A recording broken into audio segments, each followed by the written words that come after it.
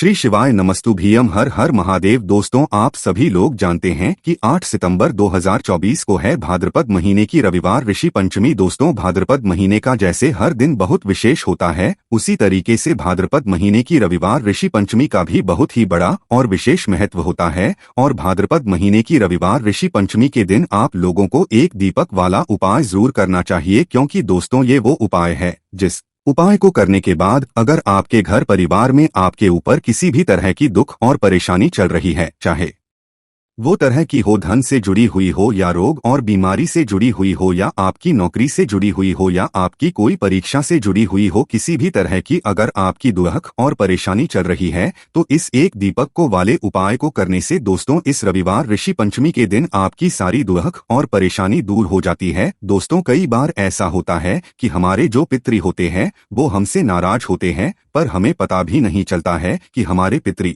हमसे नाराज है और हम उपाय करते रहते हैं, है ना। तो दोस्तों, रविवार ऋषि पंचमी के दिन वही दिन है जिस दिन आप अपने पितृ को भी प्रसन्न कर सकते हो। ठीक है, ये दिन पितृ को प्रसन्न करने का बहुत सही दिन होता है और इसी दिन आप लोगों को एक दीपक वाला उपाय भी यहाँ पर जरूर करना होता है। अभी से एक दीपक वाले उपाय को कैसे करना है, किसको करना है, कहाँ पर करना है, ये सारी जानकारी हम आप लोगों को इस वीडियो में यहाँ पर बताते हैं। दोस्तों, भाद्रपद महीने की रविवार ऋषि पंचमी है, इस मौके को अपने हाथ से नहीं जाने देना है, क्योंकि पूरे साल में सिर्फ एक बार ये मौका आता है। तो भाई आप लोगों को इस एक दीपक वाले उपाय को जरूर करना है ना। तो भाई सबसे पहली चीज जो है हम समझ लेते हैं इस उपाय के बारे में कि ये एक दीपक वाला है या फिर घर में से करना किसको है। तो देखो, ये जो एक दीपक वाला उपाय है ये घर में से सभी सदस्यों को बिल्कुल भी नहीं करना है। घर में से कोई एक जो बड़ा मुख्य सदस्य होगा उसे इस वाले उपाय को करना है। विशेष रूप से अगर आप पूछो तो जो घर की बड़ी माताएं बहनें होंगी, उन माताओं बहनों में से किसी भी एक माता बहन को इस वाले उपाय को यहाँ पर करना है। किस दिन करना है? रविवार ऋषि पंचमी के दिन जो है 8 सितंबर के दिन। तो भाई ये बात तो आप समझ गए कि घर के बड़े जो सदस्य हैं उनमें से एक किसी सदस्य को करना है। विशेष रूप से माताओं बहनों में से किसी एक माता बहन को अपने पूरे घर पर के लिए करना है, क्योंकि घर का एक बड़ा सदस्य अगर उपाय करेगा तो उसके पूरे घर परिवार को इस उपाय को करने का फल मिल जाएगा। उसके बाद में दोस्तों इस वाले उपाय को हमें करना किस समय है, इसीलिए इस वीडियो को बिना भगाए अंत तक देखिएगा, ताकि इस उपाय को करने के बाद आपका भाग्य प्रबल हो जाए, आपके नवग्रह आपका साथ देना शुरू कर दें, आपके घर की बरकत हो, आपके घर की उन्नति हो और भगवान भोलेनाथ का आशीर्वाद हमेशा आप पर बना रहे। और अगर आप चाहते हैं कि महादेव जी की कृपा से आपके जीवन की समस्त प्रकार की परेशानी से आपको मुक्ति मिल जाए और महादेव जी का कृपा हमेशा आप पर बना रहे, तो दोस्तों पूरी सच्ची श्रद्धा और पूरे विश्वास के साथ इस वीडियो को लाइक कर दीजिए और कमेंट बॉक्स में लिख दीजिए ओम नमः शिवाय, हर हर महादेव। और इस वीडियो को आप जितने लोगों तक पहुंचा सकते हैं उतने लोगों तक पहुंचा दीजिए, ताकि लोगों का भला हो सके। और दोस्तों कमेंट बॉक्स में अपनी राशि भी डाल दीजिएगा। आपकी राशि के अनुसार कोई भी ऐसा उपाय होगा जो करके आप लाभ पा सकते हैं भाद्रपद के महीने में, वह आकर हम आपके कमेंट के रिप्लाई में बता देंगे। लेकिन आपसे निवेदन था, वीडियो लाइक करना मत भूलिएगा। और अगर आप लोग हमारे चैनल पर नए हैं तो हमारे चैनल सनातन धर्म का संसार को सब्सक्राइब कर लेना और इस वीडियो को लाइक करके कमेंट बॉक्स में श्री शिवाय नमस्तुभ्यम ओम नमः शिवाय जरूर लिख दीजिएगा। तो दोस्तों सुबह के समय करना है कि शाम के समय प्रदोष काल में करना है? तो देखो, ये बात तो आप सभी लोग जानते हो, जितने भी दीपक वाले उपाय होते हैं वो हमेशा शाम के समय प्रदोष काल में ही किए जाते हैं, क्योंकि दीपक ज्यादातर कब जलता है? जब रात हो जाती, ये शाम होने वाली होती है, उस समय जलता है। तो भाई ये वाला जो उपाय है ये आपको शाम के समय प्रदोष काल में करना है। कितने बजे से लेकर कितने बजे के बीच में? तो देखो, शाम के 6 बजे से लेकर 7 बजे के बीच, शाम 7 बजे से लेकर रात 8 बजे के बीच में, इस बीच में आप कभी भी उपाय करोगे तो आपको उपाय का फल जरूर मिलेगा। ठीक है, तो ये वाला उपाय आपको इस समय करना है। अब उपाय को करने के लिए सबसे बड़ी जो चीज है वो क्या है दोस्तों, आप लोगों को ये उपाय अच्छे से करना पड़ेगा, सही से करना पड़ेगा। इसलिए पूरी विधि आप लोग इस उपाय को करने की अच्छे से सुनना है ना। तो सबसे पहले जो एक दीपक वाला उपाय है, उस एक दीपक को आपको तैयार करना पड़ेगा। पर जो एक दीपक आप तैयार करोगे वो किस चीज का तैयार करोगे, आटे का या मिट्टी का? तो देखो यहाँ पर जो दीपक आप तैयार करोगे वो मिट्टी का दीपक तैयार, मिट्टी का जो पहले से बना हुआ होता है, आप सभी लोग जानते ही हैं। तो भाई आप लोगों को एक मिट्टी का दीपक लेना है। वैसे कोशिश करना अगर आपके पास नया दीपक हो तो ज्यादा बेहतर है, वरना जो आपका पुराना दीपक हुआ तो इस पुराने दीपक को थोड़ा सा शुद्ध करके धोकर आप लोग वापस से इस उपाय में इस्तेमाल कर सकते हो। तो दीपक आपने तैयार किया मिट्टी का, यहाँ पर आटे का दीपक जो है वो थोड़ा नहीं लगा सकते आप। मिट्टी का कोशिश करना मिट्टी का आप लोगों को मिल जाए, क्योंकि पितरों के लिए पंचमी के दिन हमेशा हम जो है यहाँ पर मिट्टी का दीपक ही लगाते हैं। मिट्टी का दीपक तैयार किया आपने, उसके बाद में जो इसके अंदर बत्ती आप लोग वो यहाँ पर बहुत ध्यान से रखना, क्योंकि इसके अंदर हमें गोल बत्ती नहीं रखनी है, लंबी बत्ती रखनी है। कौन सी बत्ती?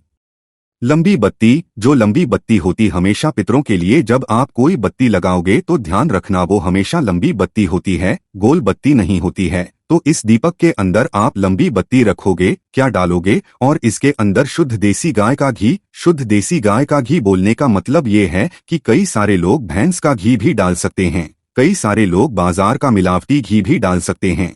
तो कोशिश करना आपको शुद्ध देसी गाय का घी मिल जाए, क्योंकि जब आप इन उपायों को करने में शुद्धता का ध्यान तो उपाय का आपको फल बहुत जल्दी मिलता है। आपका भाव तो अच्छा रहता ही रहता है, पर कोशिश किया करो कि आप अपने हमेशा पूजन कार्यों के लिए या अपने भगवान से जुड़े हुए उपायों के लिए हमेशा आप लोग जो है थोड़ा सा शुद्ध देसी गाय का घी हमेशा अपने पास रखो है ना। तो इस तरीके से आप लोगों को ये दीपक जो है शुद्ध देसी गाय के घी का तैयार कर लेना है ना। दीपक जैसे ही आप लोगों का तैयार हो जाता है तो भाई शाम के समय आप लोगों को हाथ मुंह धोना है, स्नान करने की जरूरत नहीं है ना। ये दीपक जैसे ही आप लोगों का तैयार होता है उसके बाद में इस दीपक को आपको अपने घर पर नहीं जलाना है, किस जगह पर जाकर जलना है वो आप ध्यान से सुनिए। देखिए रविवार के दिन या भाद्रपद महीने की पंचमी तिथि के दिन जो हम ये दीपक वाला उपाय कर रहे हैं, ये विशेष रूप से मुख्य रूप से आपको किसी पवित्र नदी के घाट पर जाकर जलाना चाहिए।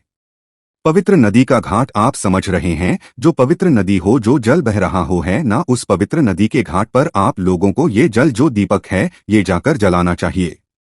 अगर किसी कारणवश आप पवित्र नदी के घाट पर नहीं जा पाते हो, फिर आपके पास दूसरा ऑप्शन भी है, तीसरा ऑप्शन भी है, चौथा ऑप्शन भी है, पांचवा ऑप्शन भी है। तो वो हम आपको एक एक करके बता देते हैं।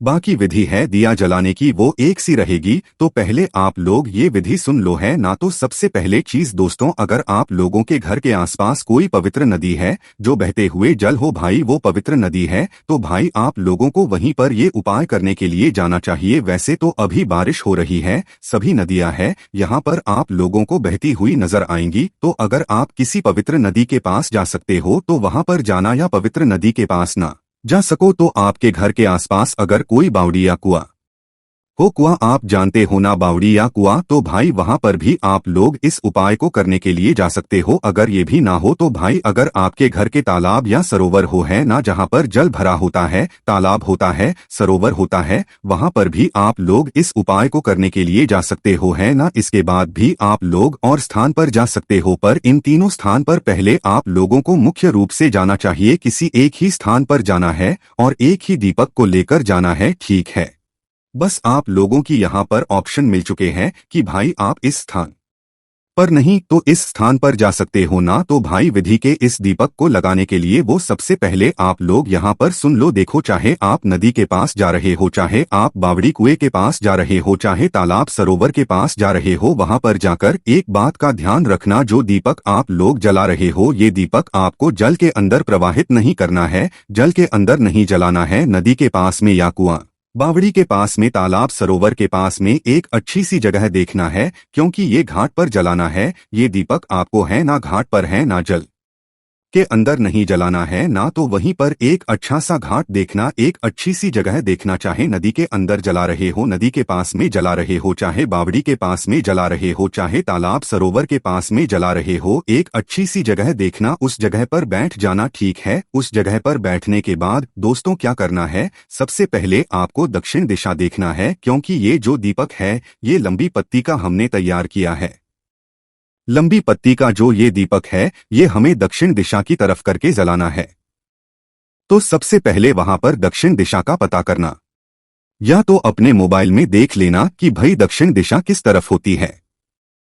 पहले से किसी से पूछकर जाना कि भाई दक्षिण दिशा किस तरफ है, हमें वो बता दो, क्योंकि ये जो दीपक है दक्षिण दिशा की तरफ जलेगा, तभी आप लोगों को फल मिलेगा। चाहे नदी के पास जा रहे हो, चाहे कुआं के पास या तालाब सरोवर के पास, दक्षिण दिशा आपको देखनी ही होगी। तो दक्षिण दिशा जैसे ही आप लोगों को पता लग जाती है, अब आप लोग अपना जो दीपक है वो जला लो। इस दीपक को आपको घर से जलाकर नहीं है, जहां पर हमने आपको बताया वहीं पर आकर जलाना है ना, और अपनी माचिस जलाना है। अपने घर से अपनी माचिस लेकर आना, तो अपने घर से अपनी माचिस लाकर इस दीपक को वहां पर बैठकर दक्षिण दिशा का पता करके आप इस दीपक को वहां पर जला लेना। दीपक जैसी आप लोगों का जल जाता है, इस दीपक को आप अपने सीधे हाथ की हथेली में उठाकर इस जो बत्ती है जिस साइड से अपनी बत्ती जलाइए, क्योंकि लंबी बत्ती है किसी एक साइड से ही जल रही होगी, तो जिस तरफ से आपकी दीपक की बत्ती जल रही है वही उस बत्ती का मुख जो है वो दक्षिण दिशा की तरफ करके आप भगवान शिव जी का नाम लेते हुए और अपने पितरी का नाम स्मरण करते हुए, नहीं पता तो पितरी पितरी ही, पितरी का नाम मतलब पितरी का स्मरण करते हुए आप लोगों को भाई जो दीपक है वे दक्षिण पाती का मुख करके उस जगह पर रख देना है। चाहे नदी के पास में कर रहे हो तो नदी के घाट पर दक्षिण दिशा की तरफ मुख करना, या तो बावड़ी या कुएं के पास कर रहे हो तो वहां पर दक्षिण देशों का पता करके उस तरफ मतलब दिया रख देना। तालाब सरोवर के पास में कर रहे हो तो वहां पर जो है दक्षिण दिशा की तरफ मुख करके दीपक रख देना। ये 3 स्थान है जहां पर आप लोगों को दीपक रखना है।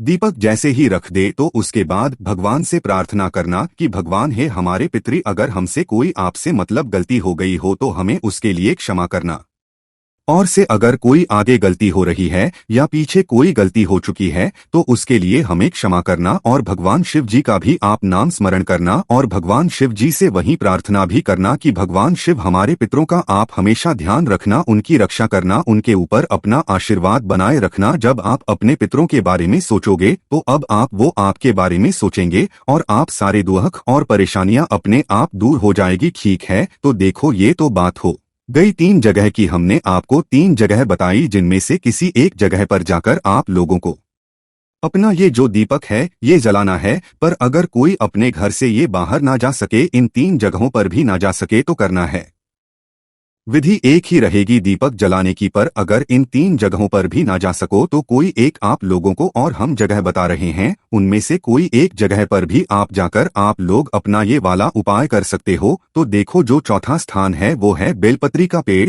जो 5वां स्थान है वो है पीपल का पेड़, और जो 6वां स्थान है वो है दोस्तों आंवले का पेड़। तो इन पेड़ों के नीचे भी जाकर आप लोग अपना यह वाला उपाय कर सकते हो। पर जो दीपक है वो आपको एक सा ही बनाना है, एक ही दीपक बनाना है, लंबी बत्ती का ही बनाना है, और उसका मुख जो है दक्षिण बाती का ही करके रखना। भगवान से और अपने पितरी से प्रार्थना भी जरूर करना। चाहे किसी भी एक वृक्ष के नीचे जाकर आप लोग अपना ये दीपक लगा रहे हो ना, अभी जो लोग इन वृक्षों के नीचे भी ना जा सके वही उसके लिए सबसे आसान तरीका है जो कि पंडित जी ने बताया हुआ है कि भाई आप इस दीपक को अपने ही घर के रसोई घर में, जहां पर आपका पीने का पानी या परिंदा रखा जाता है, उस स्थान पर जाकर जो है इस दीपक को आपको जलाना है। ठीक है, दीपक तैयार करके उस स्थान पर आ जाना और दीपक को जलाकर दक्षिण बाती का मुख करके दक्षिण दिशा की तरफ इसका मुख करके पितरों का नाम लेते हुए, अपने भगवान शिव जी का नाम लेते हुए, उनके लिए प्रार्थना करते हुए ये दीपक आपको वहां पर रख और आपका उपाय यहाँ पर पूरा हो जाता है।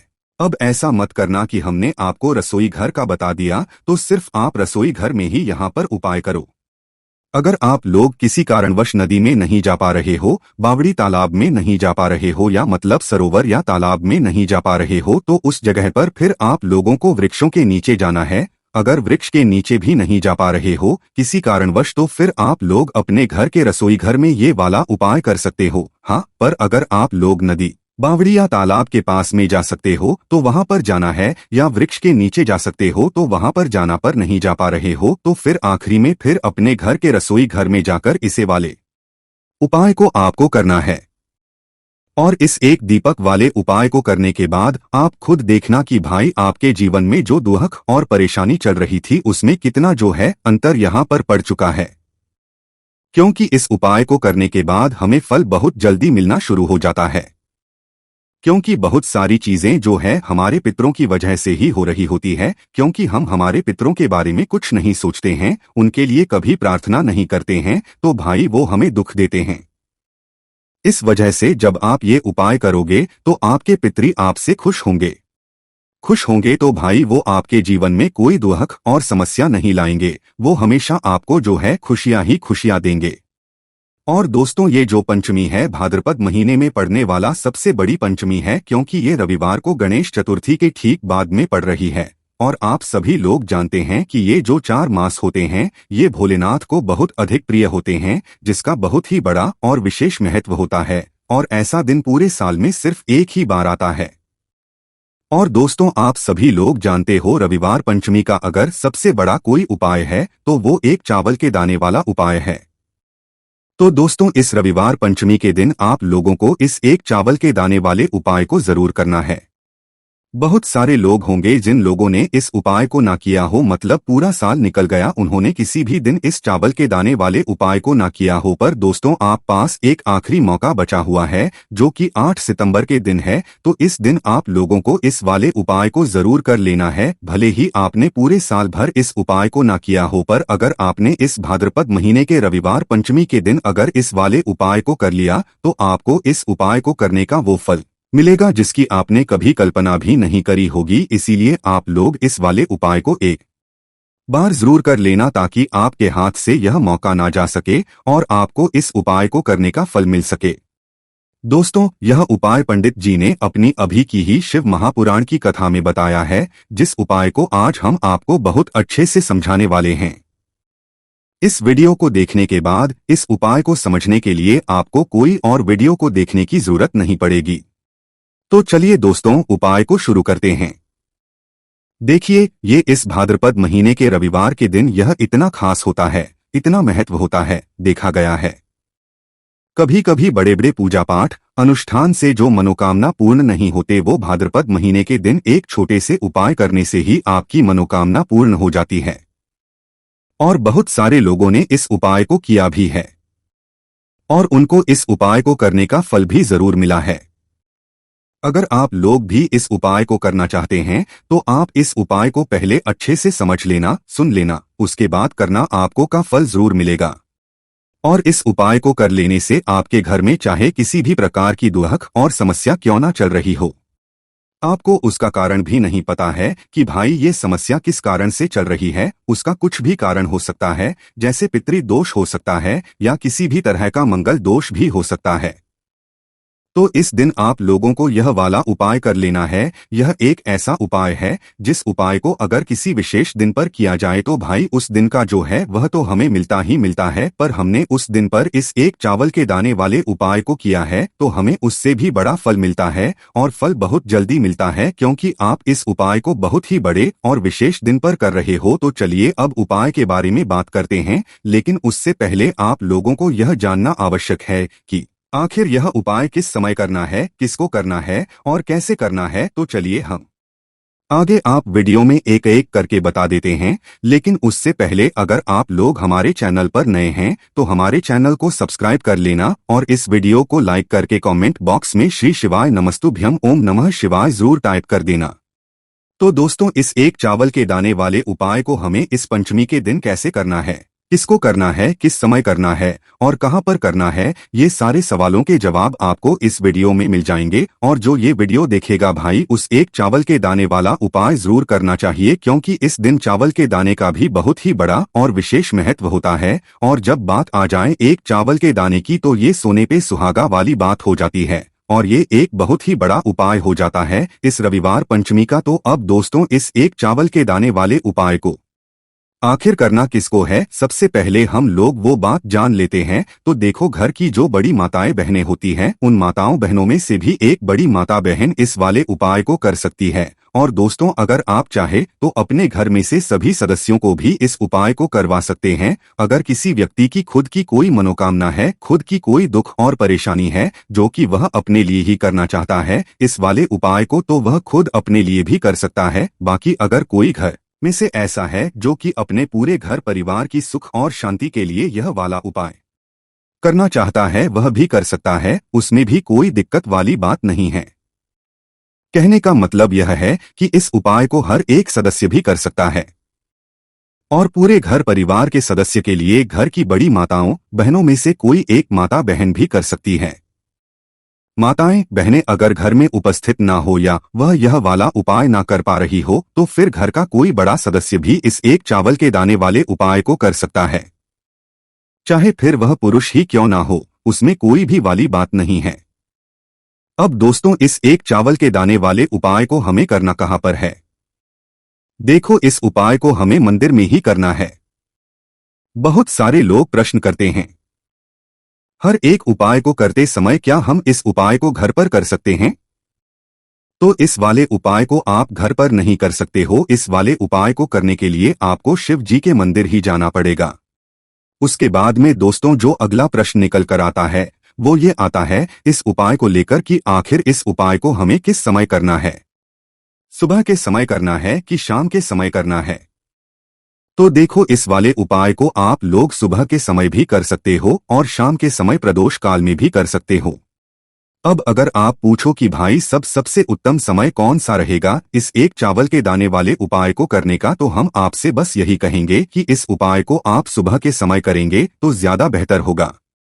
बाकी अगर प्रदोष काल शाम के समय भी तो भी अच्छा होगा, उसमें कोई भी दिक्कत वाली बात नहीं है। देखो, ये एक चावल वाला उपाय वीडियो के लास्ट में बताया है, वो उपाय आप जरूर करें। देखो, इस उपाय को आप सुबह से लेकर शाम तक कर सकते हैं। तो चलिए बरसते हैं उपाय की ओर। देखिए, इसके लिए आपको क्या करना है, एक काली मिर्च लेनी है। देखो, ध्यान से समझना, एक काली मिर्च लेनी है और ध्यान देना है कि काली मिर्च कहीं से भी खंडित नहीं होनी चाहिए। फिर इसके बाद आपको लेना है एक गोल बाती का दीपक। देखिए, दीपक आप चाहें तो माटी का ले लें। यदि आपके पास माटी का दीपक नहीं है तो आप यह दीपक शुद्ध आटा लगा करके एक दीपक बना सकते हैं। बस आपको ध्यान देना है कि उस आटे में आपको नमक या हल्दी का प्रयोग नहीं करना है। ठीक है, तो आप एक बढ़िया सा दीपक बना लें और उस दीपक में गोल बाती लगा करके उस दीपक में आपको घी भरना है। देखो, गाय का शुद्ध घी आपको उस दीपक में भरना है। अब क्या करना है, आपको इन दोनों चीजों को लेकर चले जाना है बेलपत्र के पेड़ के पास। देखिए, गुरु जी ने अभी की शिवा महापुराण कथा में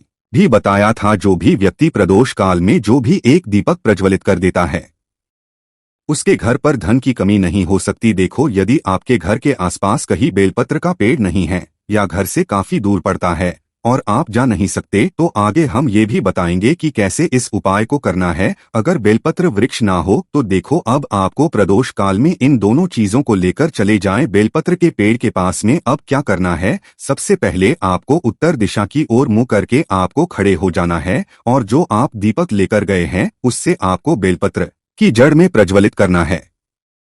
दीपक प्रज्वलित करने के बाद आपको एक काली मिर्च अपनी हथेली पर रखना है और बेलपत्र के पेड़ का आपको 5 बार परिक्रमा लगा लेना है। और यदि आप परिक्रमा बेलपत्र के पेड़ का नहीं लगा सकते हैं तो आपको दीपक को चारों ओर कुछ इस तरह से 5 बार घुमा देना है, मतलब आरती करना है। और घुमाने के बाद आपको उसी काली मिर्च को दीपक में डाल देना है और वहीं पर बैठकर हाथ जोड़ करके आंख बंद करके आपको जो भी आपके जीवन में समस्याएं हैं, घर से लक्ष्मी जी का निवास नहीं है, घर में लक्ष्मी जी प्रवेश नहीं कर रही है और भी जीवन में जो भी समस्याएं हैं, तो उस समय आपको विनती करनी है। अब इसके बाद यदि आपके घर के आसपास कहीं बेल का पेड़ नहीं है तो आपको इन सब चीजों को लेकर चले जाना है शंकर जी के मंदिर में। और शिव जी के मंदिर पहुंचकर आपको क्या करना है, आपको इसी एक दीपक को आपको शंकर जी के मंदिर की जो चौखट होती है ना, वहां पर आपको इस दीपक को जलाना है और दीपक जलाते समय आपका मुख उत्तर दिशा की ओर होना चाहिए। दीपक जलाने के बाद आपको क्या करना है, एक काली मिर्च अपनी हथेली पर रखना है और आपके जीवन में जो भी समस्या है चाहे वो समस्या परिवार को लेकर हो या फिर धन को लेकर हो, वो अपनी वह समस्या बोलनी है और बोलने के बाद आप उसी काली मिर्च को दीपक में डाल देना है और आपकी कामना पूर्ण हो जाए, घर में लक्ष्मी जी का निवास हो, ऐसी कामना आपको कर लेनी है। देखिए, शंकर जी की मंदिर की जो चौखट होती है ना, उसमें 33 कोटि देवी देवता निवास करते हैं। यदि आप वहां पर दीपक जलाते हैं तो इससे भगवान शिव तो प्रसन्न होते ही हैं, साथ ही आपको 33 कोटि देव देवताओं का आशीर्वाद प्राप्त होता है और वह सभी प्रसन्न होते हैं जिनकी आशीर्वाद से आपकी कामना 100% पूरी होती है। तो आप ये उपाय जरूर करिएगा। आप बहुत ही छोटा सा उपाय है, करके देखिएगा। देखिए, अब हम जान लेते हैं गुरुजी द्वारा बताए गए दूसरे उपाय के बारे में। इस उपाय के लिए आपको मात्र 2 लौंग लेनी होगी, यानी कि आपको लौंग का जोड़ा लेना है। 2 फूल वाली आपको लौंग लेनी है। लौंग का कहीं से भी खंडित नहीं होना चाहिए, इस बात का ध्यान रखें। इसी के साथ में आपको लेना होगा लाल चंदन का पाउडर। देखिए, यदि आपके पास लाल चंदन की लकड़ी है तो उसे घिसकर भी आप चंदन के रूप में प्रयोग कर सकते हैं। यदि पाउडर है तो उसका भी आप अपने उपाय के लिए प्रयोग कर सकते हैं। देखिए, चंदन जो है वो तेज का प्रतीक माना गया है और साथ ही साथ जीवन के अंधकार को दूर करने का प्रतीक माना गया है। अब इसी के साथ में आपको मात्र एक तांबे के पात्र के अंदर शुद्ध जल लेना होगा अपने घर से। अब दोस्तों, ये तीनों सामग्री लेकर के सीधे आपको पहुंच जाना होगा भगवान शिव के मंदिर में। देखिए, इसी के साथ में आपको एक गोल बाती का दीपक भी लेना होगा। दीपक आप मिट्टी का भी ले सकते हैं, शुद्ध घाटा मढ़कर उसका भी तैयार कर सकते हैं और दीपक में आपको शुद्ध घी का प्रयोग करना है। लेकिन जैसे ही आप इन सभी मंदिर में लेकर के पहुंचेंगे, मंदिर में जैसे ही आप चौखट के वहां पर पहुंचेंगे तो मंदिर की चौखट के सीधे तरफ आप जो अपने साथ एक गोल बाती का दीपक लेकर के आए हैं उसे आपको सबसे पहले तो प्रज्वलित कर देना है। यानी कि जैसे ही आप मंदिर की चौखट के वहां पर प्रवेश करते हैं तो उसके सीधे तरफ आपको ये गोल बाती का दीपक प्रज्वलित कर देना है। अब देखिए, जैसे ही आप यह दीपक प्रज्वलित करेंगे तो आपकी जो भी मनोकामना है उससे आपको बोल देना है। आप इस दीपक को इस तरह प्रज्वलित करने के बाद इन सभी सामग्रियों को आपको शिवलिंग के पास में लेकर पहुंच जाना है। अब देखिए दोस्तों, आपके पास जो एक तांबे के पात्र के अंदर शुद्ध जल है उसमें से आपको केवल आधा लोटा जल ही भगवान शिवा के शिवलिंग पर अर्पित करना है। आधा लोटा जल आपको उसी पत्र के अंदर बचा लेना है। अब दोस्तों, आपके पास जो 2 लौंग है यानी कि लोक का जोड़ा है, उससे आपको अपना नाम और अपने गोत्र को बोलते हुए आपकी जो भी समस्या चल रही है, आपके जीवन में जो भी परेशानी उत्पन्न हो रही है, उन्हें आपको बोल देना है। और ये जो लौंग का जोड़ा है इसे आपको भगवान शिव के शिवलिंग पर अर्पित कर देना है। जैसे आप ये 2 लौंग शिवलिंग पर चढ़ाएंगे तो अपना हाथ जो है वहां पर आपको रखना है और महादेव से आपको प्रार्थना करनी है कि मेरे जीवन की ये जो परेशानियां हैं ये सभी दूर हो जाएं। यानी कि आपके जीवन में धन की संबंधित परेशानी चल रही है, की समस्या चल रही है, बच्चों का पढ़ाई लिखाई में मन नहीं लग पा रहा है, घर के जो आर्थिक संकट है वह सभी दूर हो, व्यापार आपका ढंग से नहीं चल पा रहा है, घर में रोग की स्थिति बनी हुई है, यानी कि जिस भी प्रकार की आपकी समस्याएं हैं उसे आपको महादेव से बोल देना है और महादेव से इन सभी समस्याओं को दूर करने के लिए आपको प्रार्थना कर लेनी है। अब देखिए दोस्तों, आपने जो 2 शिवलिंग पर समर्पित की थी उसे आपको वहां से उठा लेना है और इन दोनों आपको शिवलिंग से उठा करके सीधे उससे जल के पात्र के अंदर डाल देना है। यानी कि अपने आधा लोटा जल और बचाया हुआ था उसी के अंदर आपको ये 2 लौंग डाल देनी है और साथ में आप जो लाल चंदन लेकर के आए थे उस लाल चंदन को भी आपको उसी पात्र के अंदर डाल देना है। यानी कि आधा लोटा जल और बचा हुआ है तो उसी आधे लोटे जल के अंदर आपको ये लाल चंदन भी डाल देना है। अब देखिए, इस आधे लोटे जल में है जिसमें अपने 2 लौंग ली है, लाल चंदन डाला है, उसे सीधे लेकर के आपको पहुंचना है बेलपत्र के वृक्ष के वहां पर। देखिए, बेलपत्र का वृक्ष यदि आपके घर पर है तो वहां पर आपको आ जाना है। आपके घर के आसपास कहीं भी है तो वहां पर आपको पहुंच जाना है और उसके बाद आपका जो मुख है वह उत्तर दिशा की ओर होना चाहिए और उसके बाद आपको अपना नाम और अपनी गोत्र को बोलना है और पुनः अपने जो भी परेशानियां शिवलिंग के पास में बोली थी उन्हें आप वापस से बेलपत्र के वहां पर भी बोल देनी है। और ये जो आधा लोटा जल और है इससे आपको पूरा बेलपत्र के वृक्ष की जड़ में श्री इस मंत्र का जाप करते हुए समर्पित कर देना है। तो बस इतना सा उपाय आपको करना है। जो भी आपकी परेशानी है, समस्या है, उससे महादेव निश्चित ही दूर करेंगे। अब दोस्तों हम जान लेते हैं तीसरे चमत्कारी और विशेष उपाय के बारे में। देखिए ये उपाय बहुत ही है, क्योंकि इस उपाय से आपके जिम्मे तेज की वृद्धि होगी, यानी कि जीवन से जितना भी अंधकार ही वो सभी दूर होगा। तो इस उपाय के लिए आपको मात्र एक गुड़ का टुकड़ा लेना है। गुड़ का टुकड़ा आपके जीवन में तेज की वृद्धि करता है और साथ ही साथ आपके जीवन से जो अंधकार है उसे दूर करता है। इसी के साथ में आपको एक चावल दाना यानी कि अक्षत का दाना लेना है। ये चावल का दाना आपके जीवन में सुख शांति को लेकर के आता है। आपके जीवन में धन की जितनी भी परेशानियां हैं उन्हें समाप्त करता है। इसी के साथ में आपको मात्र एक हरा मूंग लेना है। हरा मूंग जो है वह बुध ग्रह को प्रसन्न करता है। देखिए हरे मूंग का उपाय करने से बुध ग्रह मजबूत होता है और बुध ग्रह के मजबूत होने से बुद्धि, ज्ञान और विवेक की प्राप्ति होती है। तो यह तीनों ही सामग्री आपको एक एक लेनी है, यानी कि एक गुड़ का, एक चावल का दाना, एक हरा मूंग आपको लेना है। देखिए हरा मूंग का दाना और का जो दाना है वो आपको साबुत लेना है, खंडित नहीं होना चाहिए। और इसी के साथ में आपको मात्र एक तांबे के पात्र के अंदर अपने घर से शुद्ध जल ले लेना है। देखिए अब इन सभी सामग्रियों को लेकर के सीधे आपको पहुंच जाना है भगवान शिव के मंदिर में। आप ये उपाय सुबह से लेकर के शाम तक किसी भी समय कर सकते हैं, लेकिन रविवार के दिन ही आपको इस उपाय को करना है। तो सबसे पहले तो ये जो एक गुड़ का है, एक का दाना है और एक हरा मूंग का दाना है, उन तीनों को आपको उस जल के पात्र के अंदर डाल देना है। लेकिन यह जो उपाय है आपके जीवन की सारी परेशानियों को दूर करने के लिए होता है।